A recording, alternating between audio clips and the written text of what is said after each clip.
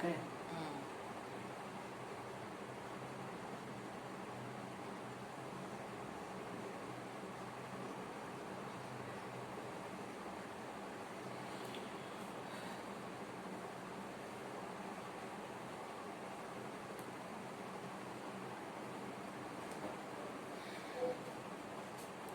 প্রিয় শিক্ষার্থীবৃন্দ, আমরা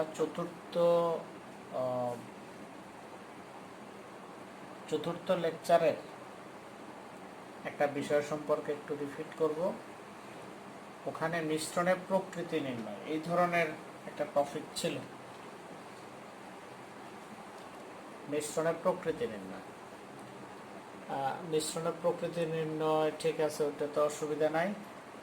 গাণিতিকভাবে বিশ্লেষণ করো, পিএইচ নির্ণয় করা, এরকম যে অঙ্কগুলো ছিল যেখানে আমরা মিশ্রণের ঘনমাত্রা বের করা লাগে। যেমন আমি একটু উদাহরণ দিয়ে বলি, হয়তো বলা আছে 10 মিলিলিটার 0.2 m সোডিয়াম কার্বনেট দ্রবণ। আমরা প্রথম কি করেছিলাম, এটাকে 1 m এ রূপান্তরিত করেছিলাম।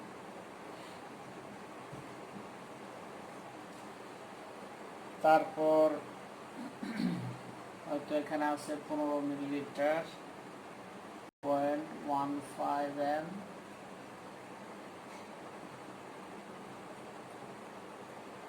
হাইড্রোক্লোরিক অ্যাসিড দ্রবণ।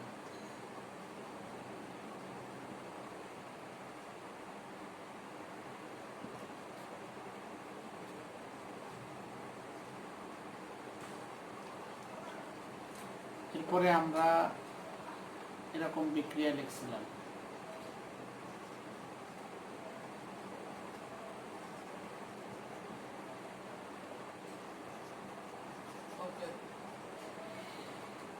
তারপর আমরা বলছিলাম যে 2 মোল যদি ঘনমাত্রা সমান হয় তাহলে 2 মিলিলিটারের 1 মিলিলিটারকে প্রশমিত করবে। সেজন্য আমরা বলছি যে সমীকরণ মতে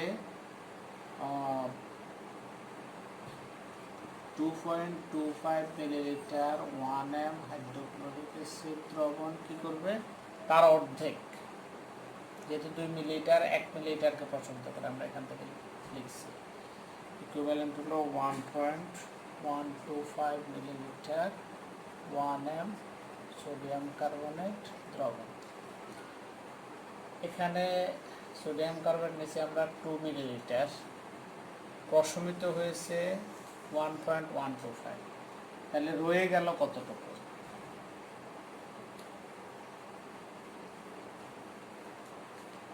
অবশিষ্ট সোডিয়াম কার্বনেট দ্রবণের আয়তন। এটি কিসের পর অবশিষ্ট?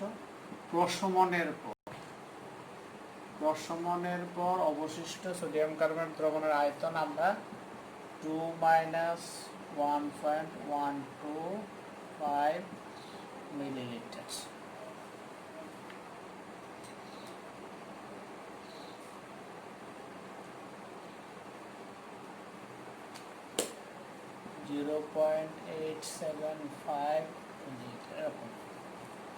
একেবারে শেষে, সুতরাং মিশ্রণের ঘনমাত্রা, এটা আমরা V1S1 = V2S2 সূত্র দিয়ে করেছিলাম। V1 কত? 0.875 মিলিলিটার। S1 কত? 1 m। V2 কে আমরা বলছিলাম যে 1 m এর রূপান্তরের দুইভাবে আমরা বলছি। এক হলো টোটাল আয়তনটা, আমরা যত আয়তন ডিক্লেয়ার করা আছে আমরা পুরো আয়তনটা যোগ করে দেব। আরেকটা কথা আমরা বলছি 1 m এ রূপান্তরিত করার পর যে আয়তন, না আমি এখন নতুন করে আবার বলি, 1 m এর আয়তন তো এটাই, তাহলে V2টা হবে এখানে যত আয়তন টোটালি প্রথমে ডিক্লেয়ার করা আছে, অর্থাৎ 10 মিলিলিটার সোডিয়াম কার্বনেট ডিক্লেয়ার করা ছিল, 15 মিলিলিটার হাইড্রোক্লোরিক অ্যাসিড ডিক্লেয়ার করা ছিল, তাহলে V2 মিশ্রণের আয়তনটা তুমি ধরবা 15 + 10 25 মিলিলিটার। এটা আমি ফ্রেশ করে বললাম, আগে আমি যাই বলে থাকি। তাহলে এই জায়গাটা আমরা একটু খেয়াল করব। আমরা ইতিপূর্বে যে অঙ্কগুলো করেছি সে অঙ্কগুলোর মধ্যে আমরা প্রয়োজনে বাসায় কারেকশন করে নেব। প্লিজ যদি তোমার অসঙ্গতি লাগে তুমি আমার সাথে কথা বলিও। এই জায়গাটা আমরা একটু খেয়াল করব। তাহলে V2 = 25 ধরবো আমরা। H2 ইকুয়াল টু তখন আমরা লিখব কত 0.875 ইন্টু 1m বাই 25। এইভাবে আমাদের যেটা আসে সেটা হবে আমাদের মিশ্রণের ঘনমাত্রা। সেখান থেকে আমরা পিএইচডি এর যেভাবে বের করার সেভাবে বের করব।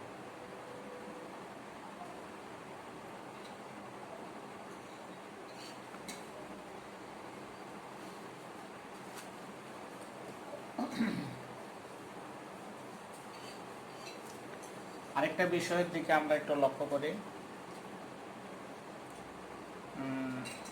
আমাদের MnO4 মাইনাস, কেউ কেউ MnO4 মাইনাস থেকে লিখছে MnO2, এটা হবে যদি ক্ষারীয় মাধ্যম বলে। আমাদের একটা অঙ্ক ক্ষারীয় মাধ্যম দিয়ে পরীক্ষায় এ পর্যন্ত আসে নাই, এই জন্য আমরা ক্ষারীয় মাধ্যমটাকে ওভারলুক করে যাচ্ছি।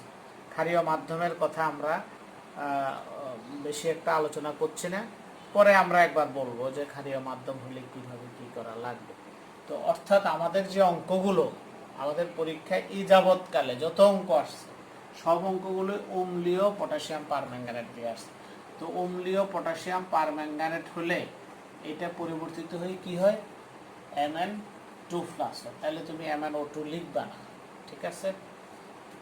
এটা একটা বিষয়। আরেকটা বিষয় হলো, যেমন অনেকে লিখছো বিজারক হলো 2 পটাশিয়াম আয়ডাইড, এই 2টা তো তার সংকেতের অংশ না, তাহলে 2 তুমি লিখতে পারো না। তুমি বিজারক হলো এই পদার্থটার নাম লিখবে, ঠিক আছে? Good, very good. একটা অঙ্ক আমরা একটু দেখি।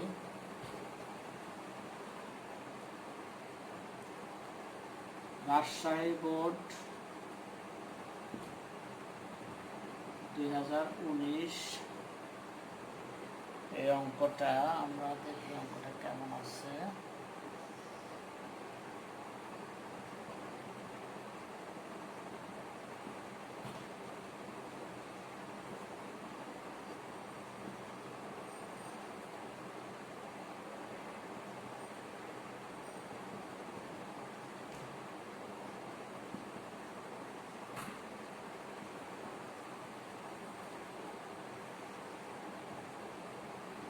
এইভাবে একটা ছবি দেওয়া আছে।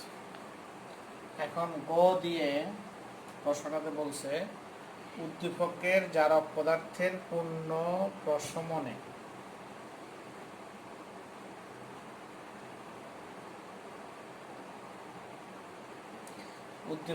জারক পদার্থের পূর্ণ প্রশমনে 25 মিলিলিটার হাইড্রোজেন পারঅক্সাইড যোগ করা হলে হাইড্রোজেন পারঅক্সাইডের ঘনমাত্রা নির্ণয় করো।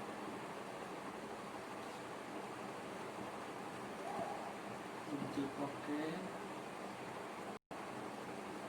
জারক পদার্থের পূর্ণ প্রশমনে 25 মিলিলিটার H2O2 যোগ করা হলে H2O2 এর ঘনমাত্রা নির্ণয় করো। এটা গ এর মধ্যে আছে, আমরা এটা একটু করে ফেলি। উদ্দীপকের জারক পদার্থ হলো আমাদের পটাশিয়াম পারম্যাঙ্গানেট, বলছে এর সাথে এর পূর্ণ প্রশমনে 25 মিলিলিটার H2O2 যোগ করা হলে H2O2 এর ঘনমাত্রা নির্ণয় করো। গত ক্লাসে তোমরা এই ধরনের একটা অঙ্ক করছিলে। তো ঠিক আছে, আমি একটু করি যাতে করে আমাদের হয়। মুসলাম আমি 25 মিলিলিটার H2O2, তাহলে এখানে আমাদের বিক্রিয়াটা হবে কার, এখানে সালফিউরিক অ্যাসিড যোগ করেছে, অর্থাৎ অম্লীয়, এক্ষেত্রে আমাদের বিক্রিয়া হবে অম্লীয় পটাশিয়াম পারম্যাঙ্গানেটের সাথে হাইড্রোজেন পারঅক্সাইডের, ঠিক আছে?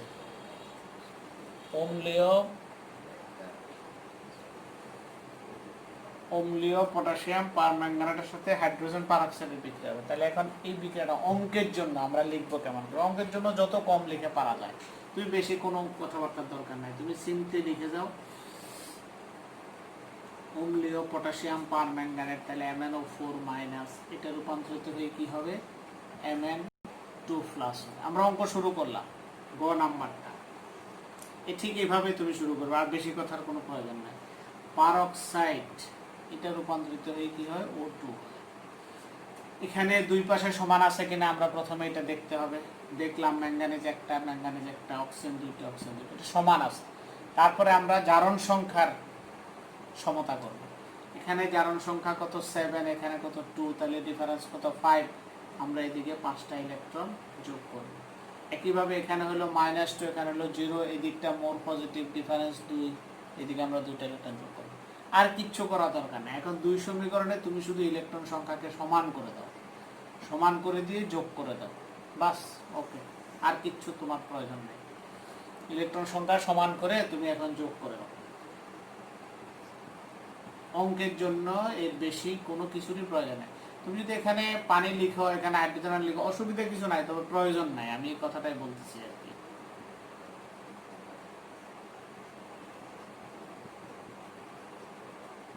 এখান থেকে আমরা বের করে নিলাম পটাশিয়াম পারম্যাঙ্গানেটের কয় মোল, পারঅক্সাইডের কয় মোলের সাথে বিক্রিয়া করবে। এরপরে আমরা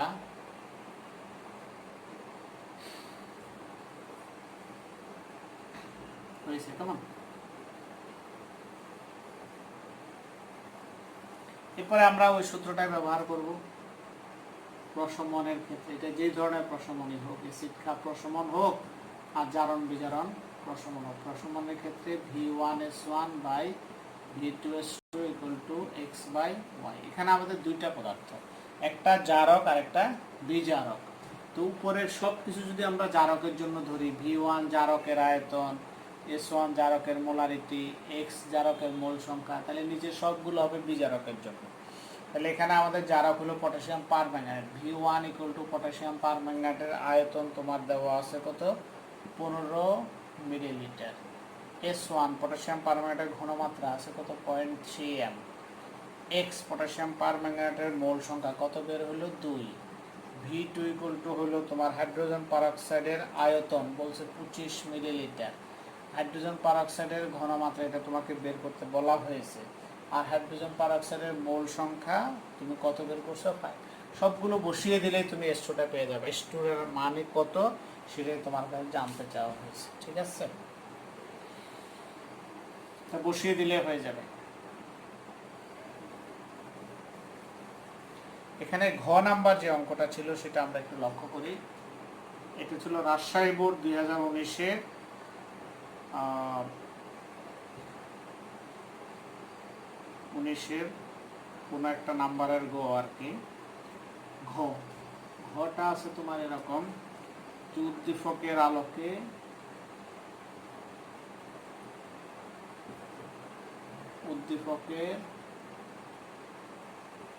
আলোকে অবিশুদ্ধ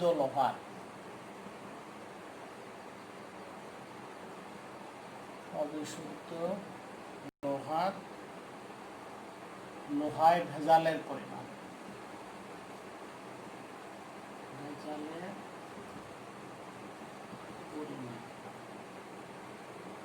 নির্ণয় করা। আয়রনের পারমাণবিক ভর ধরতে বলা হয়েছে 55 যেটা ধরতে বলা হয় এটাই ধরতে হবে, না বললে তুমি যে কোনটা ধরতে পারো। এই আছে আমাদের অঙ্কটা, উদ্দীপকের আলোকে অবিশুদ্ধ লোহায় ভেজালের পরিমাণ নির্ণয় করো।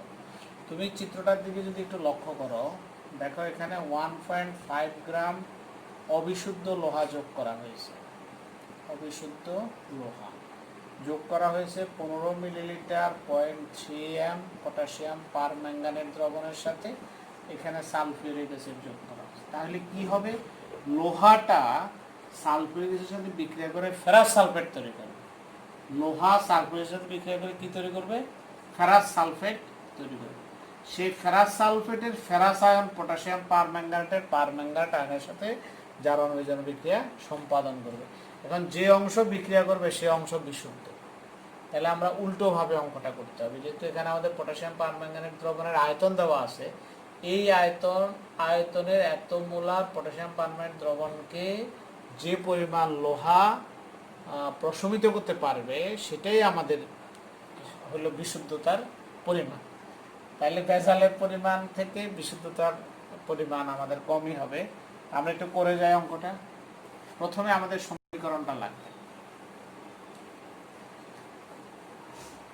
তো যেহেতু অঙ্ক আমরা যত কম, যে যদি তুমি সরাসরি, এটা তো খুব পরিচিত বিক্রিয়া, তুমি এরকম একটা ডিক্লেয়ার করতে পারো, বিক্রিয়া লিখেও করতে পারো বা ল্যাঙ্গুয়েজ লিখেও করতে পারো। প্রথমে আয়রনের সাথে সালফিউরিক অ্যাসিডটা বিক্রিয়া করবে, করে কি করবে, তোমার ফেরাস সালফেট তৈরি করবে প্লাস হাইড্রোজেন। এই যে উৎপন্ন ফেরাস সালফেটের ফেরাস আয়ন আর পটাশিয়াম পারম্যাঙ্গানেটের পারম্যাঙ্গানেট আয়ন, এরা বিক্রিয়া করবে। এই বিক্রিয়াটা আমাদের একেবারেই মুখস্থ বা একেবারেই কমন, আমরা বারবার করে করেছি, আমরা এটা মুখস্থ করে ফেলতে চাই, একদম মুখস্থ, টাটকা মুখস্থ। তাহলে এটা কি টাটকা মুখস্থটা কি, 5 ferrous ion plus permanganate ion plus 8 hydrogen ion, সেখান থেকে 5 ফেরিক আয়ন প্লাস 4 পানি প্লাস Mn2+। মুখস্থ না থাকলে আমরা সংক্ষেপে, একেবারে সংক্ষেপে আমরা অর্ধ বিক্রিয়ার সাহায্যে করে নেব, মুখস্থ আমাদের থাকবে। এখন এখান থেকে আমরা লিখতে পারি যে 1 মোল, সুতরাং 1 মোল পটাশিয়াম, এই পারম্যাঙ্গানেটের উৎস হলো কি পটাশিয়াম পারম্যাঙ্গানেট, ইকুইভ্যালেন্ট হলো 5 মোল আয়রন 2+ এর উৎস কি ফেরাস সালফেট। তুমি একটা জিনিস লক্ষ্য করো, তোমার এখন কিন্তু ফেরাস সালফেটের প্রয়োজন নেই, তোমাকে বলছে অবিশুদ্ধ লোহায় বিশুদ্ধতার পরিমাণ বা ভেজালের পরিমাণ, অর্থাৎ লোহার পরিমাণটা বের করতে হবে। তাহলে এখন তুমি ফেরাস সালফেট, তুমি এখানে লক্ষ্য করো যে 1 মোল ফেরাস সালফেট তৈরি করতে 1 মোল লোহা লাগে। তাহলে তোমার 5 মোল ফেরাস সালফেট তৈরি করতে কয় মোল লোহা লাগবে বলো তুমি? এটার ইকুইভ্যালেন্ট লিখে, ইকুইভ্যালেন্টের অনেক রকম অর্থ আছে। ইকুইভ্যালেন্ট লিখতে পারি আমরা 5 মোল আয়রন। আমি কথাটাকে আবার বলবো, এইটুকু লিখছি আমরা এই সমীকরণ থেকে, যেটা উৎস পটাশিয়াম পারম্যাঙ্গানেটের উৎস ফেরাস সালফেট। এখন এই লাইনকে ব্যবহার করে আমরা লিখছি, দেখো যে 1 মোল ফেরাস সালফেট তৈরি করতে 1 মোল লোহা লাগে। তাহলে 5 মোল ফেরাস সালফেট তৈরি করতে 5 মোল লোহা লাগবে। এটাকে 5 দিয়ে গুণ করলে এখানে 5 হবে, এখানেও 5 হবে। তাহলে আমরা লিখতে পারি এটার ইকুইভ্যালেন্টের বিভিন্ন রকম অর্থ আছে। যেমন এখানে এটার যদি ইকুইভ্যালেন্ট চিহ্ন না দিতাম, তাহলে আমরা লিখতাম 1 মোল পটাশিয়াম পারম্যাঙ্গানেট জারিত করতে পারে 5 মোল ফেরাস সালফেটকে। আবার এখানে ইকুইভ্যালেন্ট অর্থ 5 মোল ফেরাস সালফেট তৈরি করতে লাগে 5 মোল লোহা। এখন এনিওয়ে এটা ইকুইভ্যালেন্ট, তাহলে আমরা এটা সমান এটা লিখতে পারি। এখান থেকে আমরা লিখতে পারি কি, কারণ 1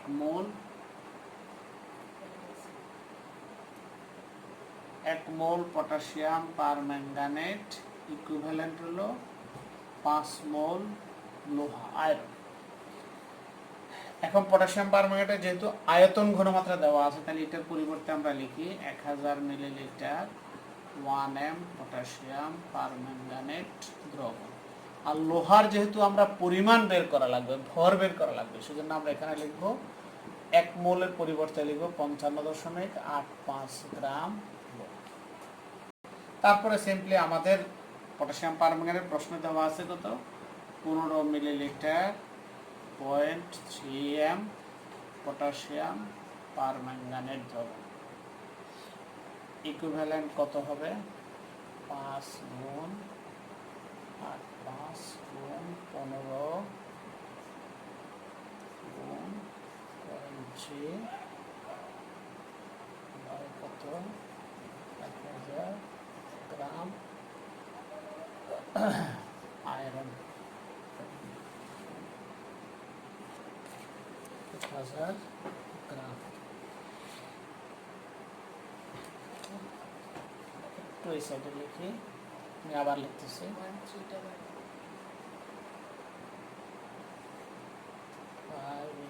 55.85 এত গ্রাম আয়রন। কেমন?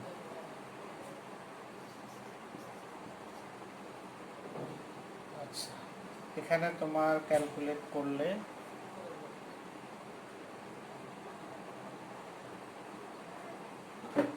তো আসে না, হবে এখানে তোমার ক্যালকুলেট করলে হবে 1.2566 গ্রাম, 66 এই পরিমাণটা। তাহলে এই এত আয়তন এত পটাশিয়াম পারম্যাঙ্গানেটের সাথে বিক্রিয়া করার জন্য 1.2566 গ্রাম লোহার প্রয়োজন হয়। কিন্তু এখন তুমি দেখো উদ্দীপকের মধ্যে লোহা আছে কতটুকু? উদ্দীপকের মধ্যে লোহা আছে 1.5 গ্রাম, আর আমরা বিক্রিয়া করে দেখেছি যে কতটুকু লোহা বিক্রিয়া করছে 1.2566 গ্রাম। সুতরাং অবিশুদ্ধ লোহায় ভেজালের পরিমাণ, অবিশুদ্ধ লোহায় ভেজালের পরিমাণ 1.5 মাইনাস 1.2566, এখানে যেটা হয় সেটা হবে আর এ হয়ে গেল অবিশুদ্ধ লোহায় ভেজালের পরিমাণ।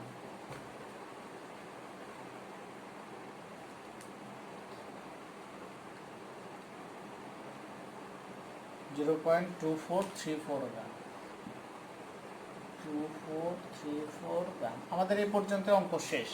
অনেক সময় অঙ্কের মধ্যে ভেজালের শতকরা পরিমাণ বলে, তো ভেজালের শতকরা পরিমাণ বললে তোমার 1.5 গ্রাম ছিল ভেজাল যুক্ত, সেখানে হলো ভেজাল এতটুকু, 100তে কতটুকু। তাহলে ভেজালের শতকরা পরিমাণ বললে যদি তোমাকে শতকরা পরিমাণ বলতো, ভেজালের শতকরা পরিমাণ, তখন তুমি কত লিখতা? 0.2434 বাই 1.5 ইন্টু 100%, এইভাবে লিখতে। এটা কখন লিখতাম আমরা? যদি ভেজালের শতকরা পরিমাণ বলতো। বা অনেক সময় বিশুদ্ধতার শতকরা পরিমাণ বলে। কি বলে? বিশুদ্ধতার শতকরা পরিমাণ। বিশুদ্ধটা কতটুকু? 1.2566, আর অরিজিনাল পরিমাণ কত? এত ইন্টু 100। যদি আমাদের বলতো বিশুদ্ধতার শতকরা পরিমাণ, তখন আমরা এইভাবে বের করতাম। তো যাই হোক, এই অঙ্কের মধ্যে আমাদের শুধু বলছে ভেজালের পরিমাণ, আমরা এটাই করে দিলাম।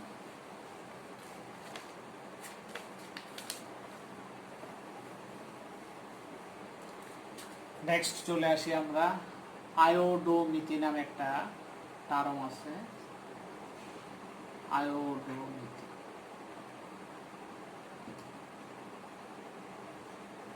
আয়োডোমিথি আরেকটা শব্দ আছে আয়োডিমিথি,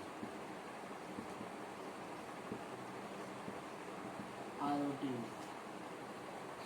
আচ্ছা, আমি সংজ্ঞাগুলো একটু মুখে বলে যাই, তুমি খেয়াল করো। আয়োডিমিথি এগুলো একটা পদ্ধতি, যে প্রক্রিয়ায় প্রমাণ আয়োডিন দ্রবণের সাহায্যে, যে প্রক্রিয়ায় প্রমাণ আয়োডিন দ্রবণ। প্রমাণ আয়োডিন দ্রবণ মানে কি? যে আয়োডিন দ্রবণটার ঘনমাত্রা আমাদের জানা আছে, সেরকম সঠিকভাবে জানা আছে, যে প্রক্রিয়া প্রমাণ আয়োডিন দ্রবণ দ্বারা কোনো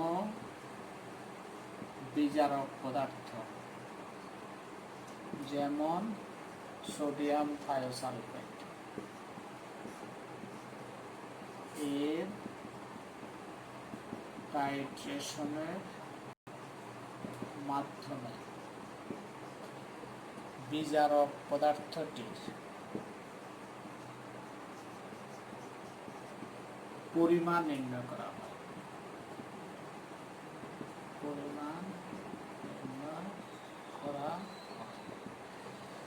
তাকে, মানে সেই প্রক্রিয়াকে আয়োডিমিথি বলে।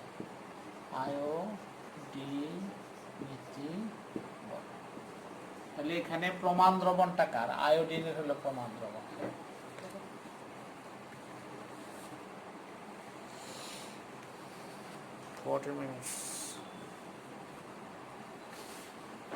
যে প্রক্রিয়া প্রমাণ আয়োডিন দ্রবণ দ্বারা কোনো বিজারক পদার্থ যেমন সোডিয়াম থায়োসালফেটের টাইট্রেশনের মাধ্যমে বিজারক পদার্থটির পরিমাণ নির্ণয় করা হয়, তাকে বলা হয় আয়োডিমিথি।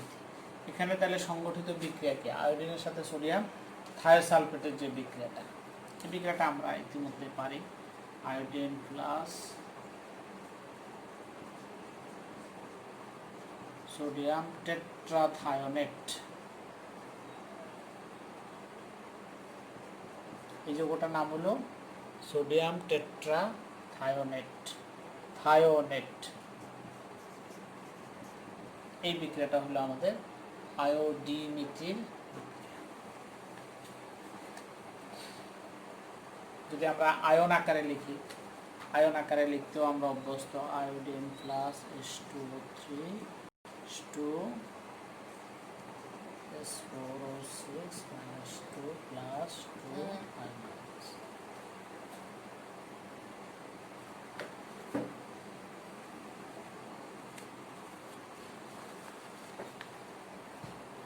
আচ্ছা, আয়নিক সমীকরণটা আমি উপরে লিখে দিচ্ছি, এটা নিচে দেখা যাচ্ছে না। এভাবেও আমরা লিখতে পারি। এটা তো হলো দর্শকায়ন সহ লেখা, দর্শকায়ন বাদ দিয়ে লিখলে আমরা এরকম লিখতে পারি। এগুলো ছোটখাটো বিক্রিয়াগুলো আমরা মুখস্থ করে ফেলবো, আমাদের জন্য উত্তম মুখস্থ করে রাখাটা এগুলো। এভাবেও লিখতে পারি আমরা, এভাবেও লিখতে পারি। এখন তুমি চলে আসো আয়োডোমিথ। আয়োডোমিথের সংজ্ঞাটা একটু ভিন্ন রকমের। আমরা এরকম বলতে পারি, যে প্রক্রিয়ায় কোনো জারক পদার্থ, যেমন কপার সালফার, পটাশিয়াম পারম্যাঙ্গানেট হতে পারে, অন্য কিছু হতে পারে, জারক পদার্থের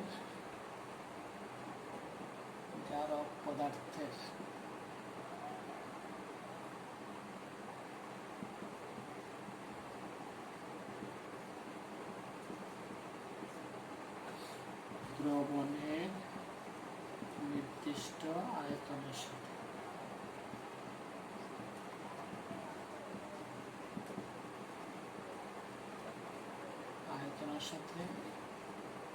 অতিরিক্ত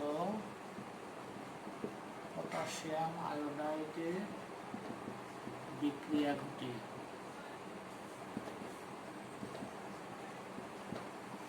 উৎপন্ন আয়োডিনকে, লক্ষ্য করো ওখানে ছিল প্রমাণ আয়োডিন দ্রবণ, এখানে কিন্তু হলো উৎপন্ন আয়োডিনকে, এদের মধ্যে বিক্রিয়া করলে উৎপন্ন আয়োডিনকে প্রমাণ থায়োসালফেট,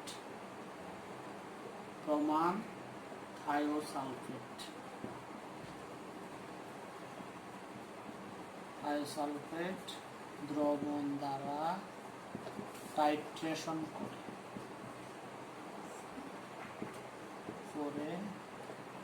ওই জারক পদার্থটির পরিমাণ নির্ণয় করা হয়। জারক পদার্থটির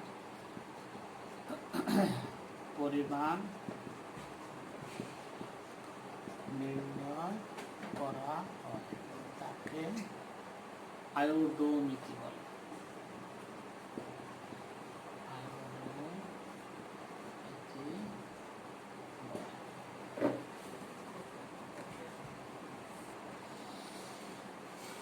যে প্রক্রিয়ায় কোনো জারক পদার্থের দ্রবণের নির্দিষ্ট আয়তনের সাথে অতিরিক্ত পটাশিয়াম আয়োডাইডের বিক্রিয়া ঘটিয়ে উৎপন্ন আয়োডিনকে প্রমাণ থায়োসালফেট দ্রবণ দ্বারা টাইট্রেশন করে জারক পদার্থটির পরিমাণ নির্ণয় করা হয়, তাকে আয়োডোমিথ। তাহলে এখানে বিক্রিয়া হবে কি কি? বিক্রিয়া দেখো দুইটা হবে, একটা হবে জারক পদার্থটার সাথে পটাশিয়াম আয়োডাইডের বিক্রিয়া, তারপর ওই এদের মধ্যে বিক্রিয়ার ফলে তৈরি হবে আয়োডিন, সেই আয়োডিনের সাথে বিক্রিয়া হবে থায়োসালফেট দ্রবণের, অর্থাৎ এখানে দুইটা বিক্রিয়া হবে। আমরা বিক্রিয়াগুলো একটু লিখে দেখাই। প্রথমত বিক্রিয়াটা হবে কপার সালফেটের সাথে পটাশিয়াম আয়োডাইডের বিক্রিয়া, আয়নিক আকারে হোক বা এরকম পুরো সমীকরণ হোক, আমরা এই বিক্রিয়াগুলো, এই সমীকরণগুলো অবশ্যই মনে রাখবো।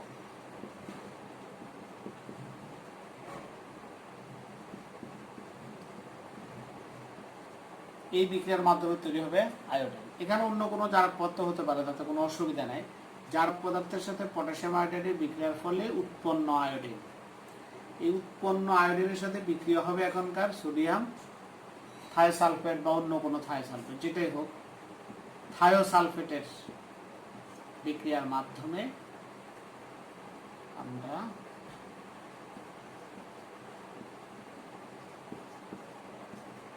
তুমি বুঝবা, দেখো একটু লক্ষ্য করো আসলে আমাদের টার্গেটটা কি। এখানে আয়োডোমিথির মধ্যে আমাদের টার্গেট হলো, আমি আবার বলছি, আয়োডোমিথিতে আমাদের টার্গেটটা কি?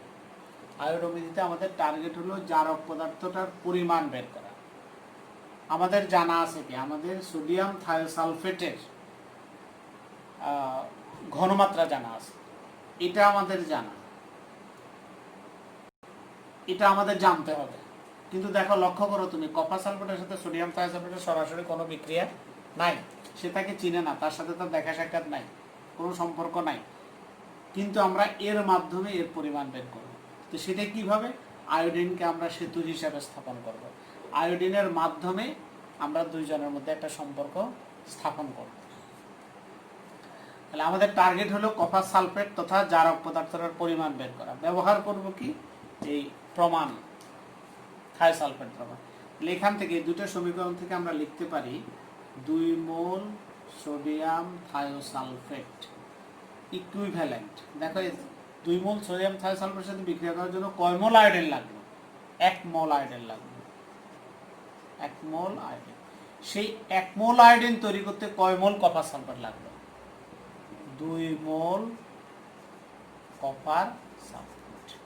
ঠিক আছে, তাহলে এটা ইকুইভ্যালেন্ট, এটা ইকুইভ্যালেন্ট, আমরা এটা ইকুইভ্যালেন্ট এটা লিখতে পারি। এখান থেকে আমরা লিখতে পারি 2 মোল সোডিয়াম থায়োসালফেট ইকুইভ্যালেন্ট হলো 2 মোল কপার সালফেট।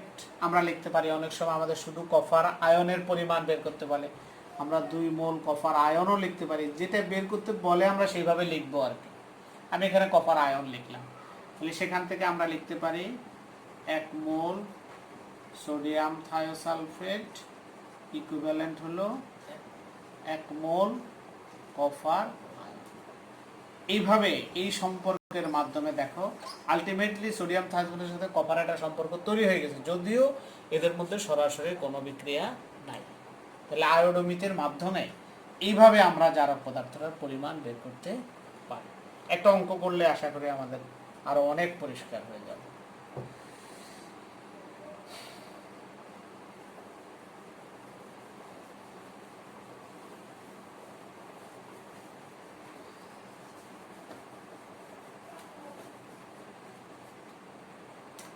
একটা অঙ্ক আমরা লিখি একটু, একটা অঙ্ক আছে 50 মিলিলিটার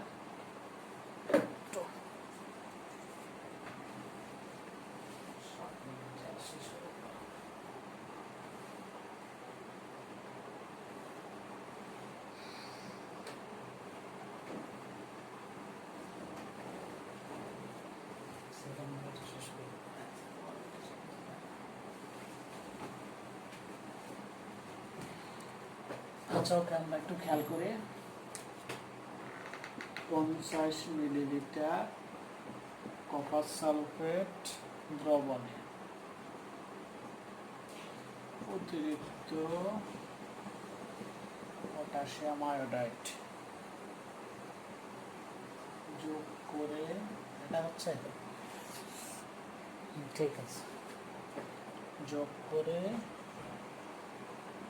বিমুক্ত আয়োডিনকে, দেখবে একেবারে সংখ্যার সাথে মিলে যাবে, টাইট্রেশন করতে 1.5 m থায়োসালফেট দ্রবণে 35 মিলিলিটার প্রয়োজন হবে।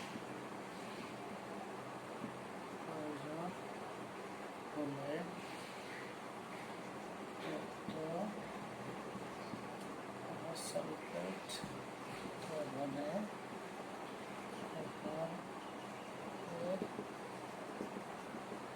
পরিমাণ, এই হলো আমাদের অঙ্ক। তুমি একটু মিলিয়ে দেখো, আমরা যে আয়োডোমিথি পড়ছি, কোনো জারক পদার্থের দ্রবণের নির্দিষ্ট আয়তনের সাথে অতিরিক্ত আয়োডাইড লবণ যোগ করে উৎপন্ন আয়োডিনকে প্রমাণ থায়োসালফেট দ্রবণ দ্বারা টাইট্রেশন করে জারক পদার্থটার পরিমাণ নির্ণয় করা প্রক্রিয়াকে বলা হচ্ছে আয়োডোমিটার। তাহলে এখানে আমরা প্রথমে বিক্রিয়াগুলো একটু মার্ক করি। আমাদের সংগঠিত বিক্রিয়া আমরা আয়নিক সমীকরণ আকারে মুখস্থ করি, আর ওইভাবে করি। আমরা একভাবে মুখস্থ এটা করব, যে কোনোভাবে আমরা এটাকে মনে রাখবো। আমাদের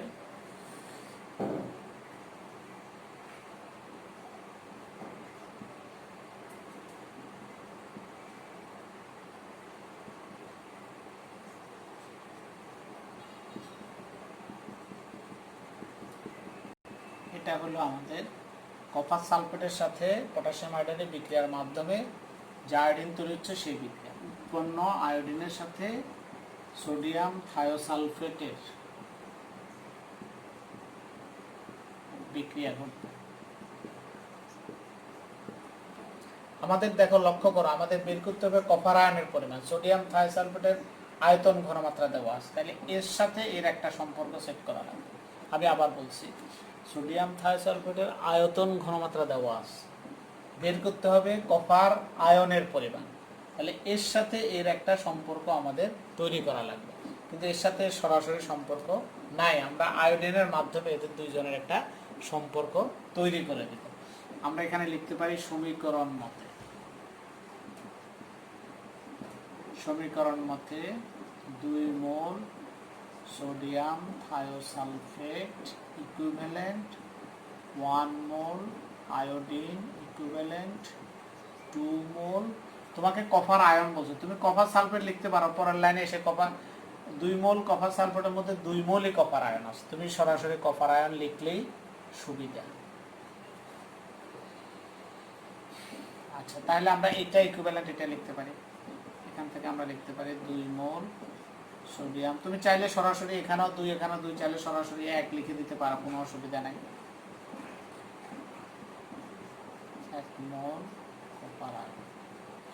এখন এই সোডিয়াম থায়োসালফেটে যেহেতু আয়তন ঘনমাত্রা দেওয়া আছে, তাহলে এটাকে তুমি আয়তন ঘনমাত্রায় কনভার্ট করো, আর এটাকে তুমি গ্রামে কনভার্ট করো।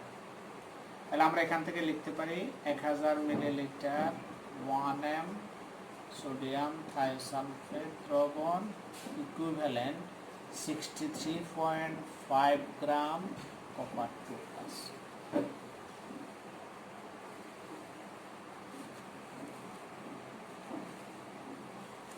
নেক্সট আমরা আমাদের দেওয়া আছে কতটুকু, দেওয়া আছে হলো 35 মিলিলিটার 0.15 m সোডিয়াম থায়োসালফেট দ্রবণ ইকুইভ্যালেন্ট কত 0.5 into 35 into 0.15 by 1000 gram copper 2+। Copper 2+ পর্যন্ত দেখা যাচ্ছে। এখানে কত হয় আমরা একটু দেখে দিই।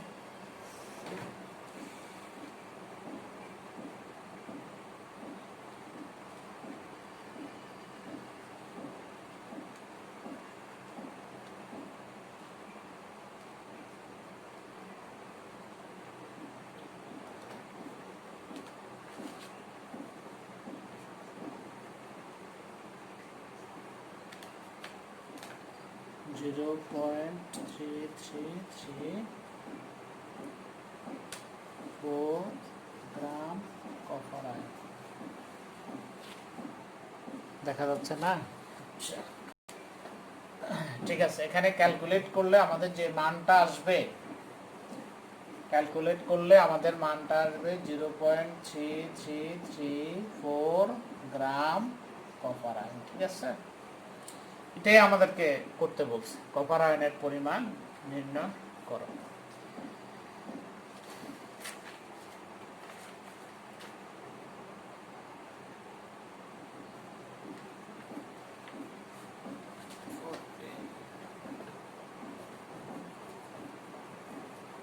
বাড়ির কাজ দেখো, বাড়ির কাজটা হলো জারণ বিজারণ অংশের চট্টগ্রাম বোর্ড 2019 এর 7 নাম্বার হিসাবে থাকতে পারে, অন্য কোনো নাম্বার হিসাবে থাকতে পারে। 7-এর গ এবং 7-এর ঘ, এটা হোমওয়ার্ক হিসাবে থাকতে পারে।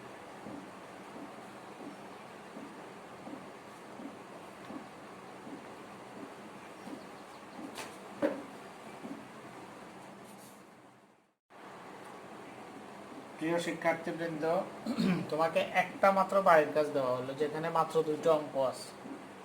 এই 2টো অঙ্ক করতে তোমার কয়দিন সময় লাগে? তুমি কেন কালকে দিতে পারো না? কালকে কেন সাবমিট করতে পারো না? আমি 3 দিন পর্যন্ত অপেক্ষা করা লাগে, তাও কতজন স্টুডেন্ট পেলাম আমি? আমার কাছে আশ্চর্য লাগে, আমি মাত্র 46 জন স্টুডেন্ট পেলাম, তাও আবার এখানে কাউকে কাউকে আমি ঠিক ট্রেস করতে পারিনি আসে কে।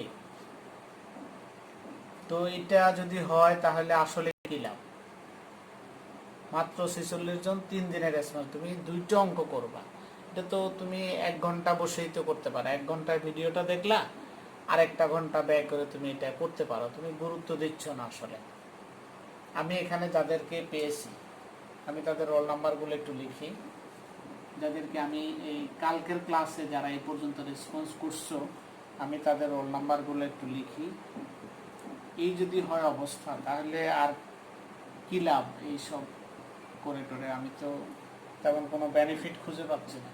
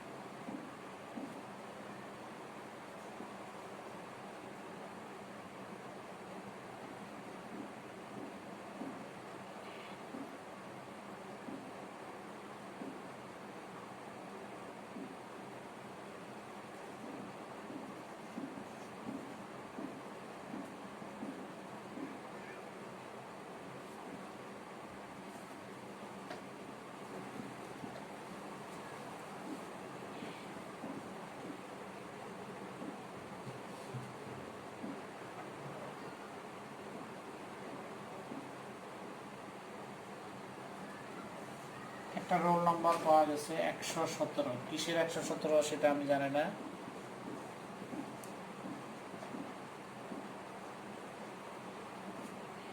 মোহাম্মদ রাফি কে? মোহাম্মদ রাফি আমি তো চিনি না। মোহাম্মদ রাফি কে?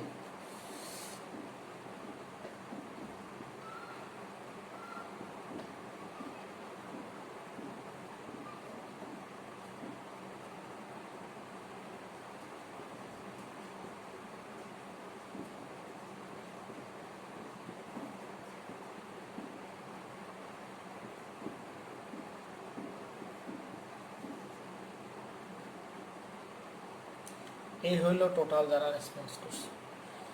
তো এরকম দুর্বল রেসপন্স আমি ঠিক বুঝতেছি না যে ক্লাসগুলো আসলে কন্টিনিউ করা আদৌ ঠিক হবে নাকি ঠিক হবে না। এটা একটা। আর একটা বিষয় হলো, তোমাদেরকে পেমেন্টের বিষয়ে বলা হয়েছিল। এই পেমেন্টের বিষয়টা অবশ্যই লক্ষ্য করতে হবে। এখানে প্রচুর ভিউয়ার্স, তো প্রচুর ভিউয়ার্স, কিন্তু এটা হলে তো হবে না, কারণ তোমাকে কিছু রেসপন্সও করতে হবে।